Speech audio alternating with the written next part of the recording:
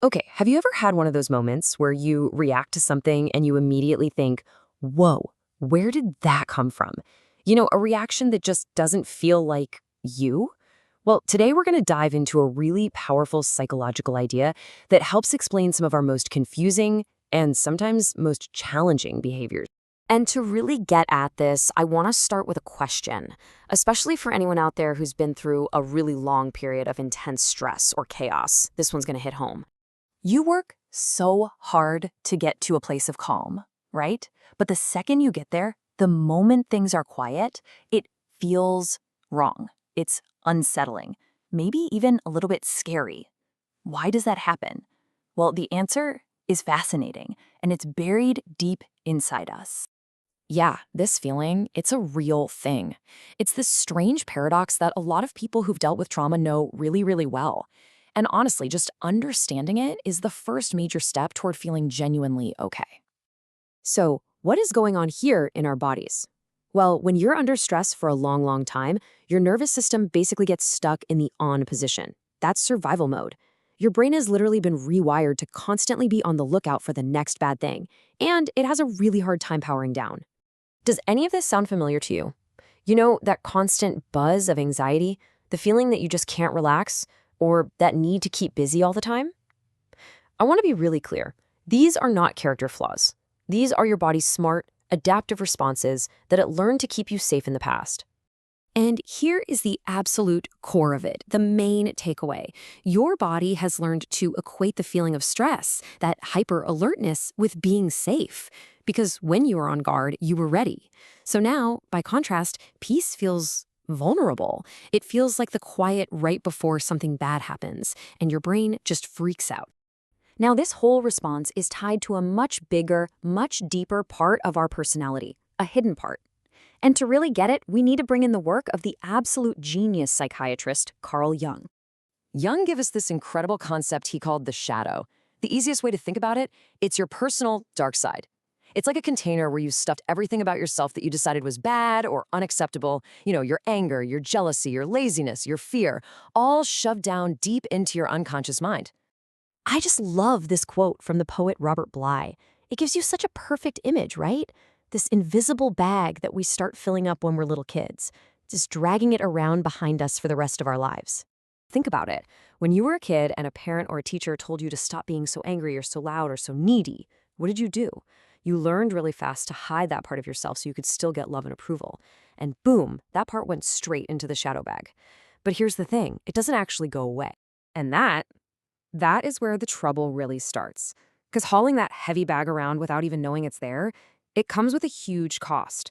When we don't know what's in our shadow, it has a funny way of taking over the driver's seat. The perfect story for this is Dr. Jekyll and Mr. Hyde.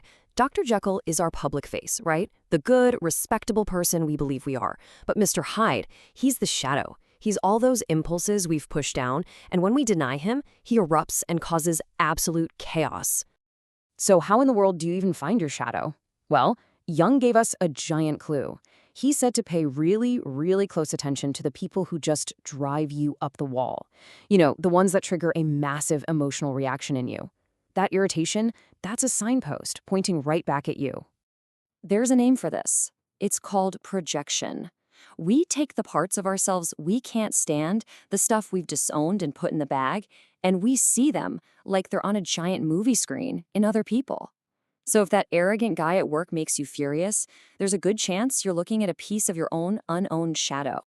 Okay, I know this can sound kind of heavy, but here's the really good news. There is a way forward. And it's not about fighting or destroying this part of yourself. It's about having the courage to turn around and face it. This whole journey is called shadow work. Shadow work is really just the process of making the unconscious conscious. It's about finally stopping, opening up that invisible bag you've been dragging around, and looking at what's inside, without judgment. And then, learning how to accept those things as part of who you are. You can really break it down into two main steps. First, there's just awareness. That's shining a light on this stuff, bringing it up to the surface. And second, there's integration. That's the process of welcoming these parts back home, of accepting them as part of you. And why would anyone do this? Well, the payoff is just massive. We're talking about real confidence, better relationships because people won't trigger you as easily, and just so much more energy because you're not wasting it all and keeping things repressed. It's literally the path to becoming a whole, mature person. So, the big question, how do you even start? I know this can feel a little abstract, but there are actually some very real, very concrete ways to begin this work. One of the best I found is called the 3-2-1 shadow process. It was developed by the philosopher Ken Wilber, and it's an incredibly powerful way to spot a projection and start to take back that lost part of yourself. Okay, so here's how it works. Step 1, you face it. Pick someone who really gets under your skin and describe what it is about them that bothers you. Step 2, you talk to it. Imagine that person is sitting right in front of you, and you tell them, "You are so arrogant. You are so lazy." And then the magic step, step 3, you be it. You actually embody that trait, and you speak from that place, using I. I am arrogant. I am selfish. That's how you start to reclaim it. Now, this is so important to understand. The point of all this is not to go to war with yourself. You are not trying to kill off or get rid of your bad parts. That's just more repression. The whole entire goal is acceptance and integration. Your anger, your fear, your ambition, they all have hidden gifts and power. By bringing them into the light of your awareness, you can actually use their energy for good instead of letting them run your life from the dark. And I just want to leave you with this last thought from Jung. Real growth, real enlightenment, it doesn't come from pretending we're all just sunshine and rainbows. It comes from having the courage to turn around, look our own darkness in the eye, and make it conscious. That is how we become whole.